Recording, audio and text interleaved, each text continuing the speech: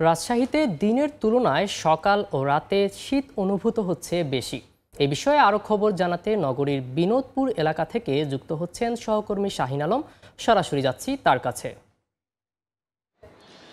ঘন কুয়াশায় আবৃত চারপাশ, যদি বলি যে এমন কুয়াশায় দৃশ্যসীমা নেমে এসেছে কয়েক হাত দূর পর্যন্ত। আমরা এই মুহূর্তে অবস্থান করছি নগরীর আমচত্বর এলাকায়। আমরা কিছুক্ষণ আগেও এখন যে কুয়াশা তা কম দেখেছি, কিন্তু দিনের বেলা যত বাড়ছে তার সঙ্গে পাল্লা দিয়ে বাড়ছে কুয়াশার ঘনত্ব। এখন পর্যন্ত দিনের আলো কিন্তু অনেকটাই স্পষ্ট, তবে এখন পর্যন্ত বিভিন্ন যানবাহনকে কিন্তু হেডলাইট জ্বালিয়ে রাস্তায় চলাফেরা করতে হচ্ছে। আমরা স্থানীয় আবহাওয়া অফিসের সঙ্গে যোগাযোগ করেছি, তারা আমাদেরকে বলেছে যে সকাল 6টায় দিনের সর্বনিম্ন তাপমাত্রা রেকর্ড করা হয়েছে 14.7 ডিগ্রি সেলসিয়াস। তবে প্রকৃতিতে বাতাস কম থাকায় শীত কিন্তু খুব বেশি অনুভূত হচ্ছে না। তবে আজকে আমরা অন্যান্য দিনের তুলনায় সকালটিতে আমরা কুয়াশা দেখছি অনেক বেশি।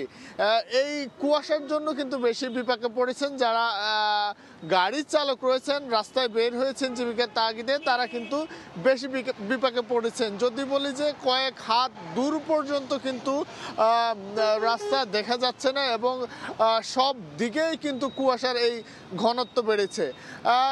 গত কয়েকদিন থেকে আমরা দেখছি যে রাজশাহীতে এই ভোর এবং সকালবেলাতে কুয়াশা এবং শীত অনুভূত হয় কিছুটা বেশি, এবং যখন সূর্য উঠে যায় বেলা বাড়ার সঙ্গে সঙ্গেই কিন্তু শীতের তীব্রতা কমে যায় এবং বিকেল থেকে রাতের বেলা কিন্তু আবার শীতের পরিমাণ বাড়ে।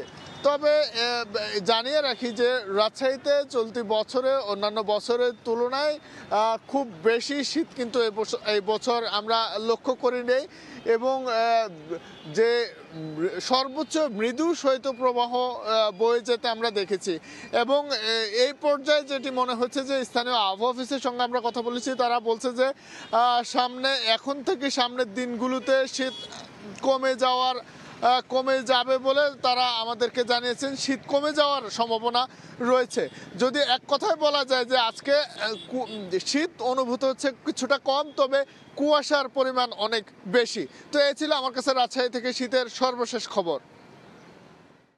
সরাসরি যুক্ত ছিলাম রাজশাহীতে।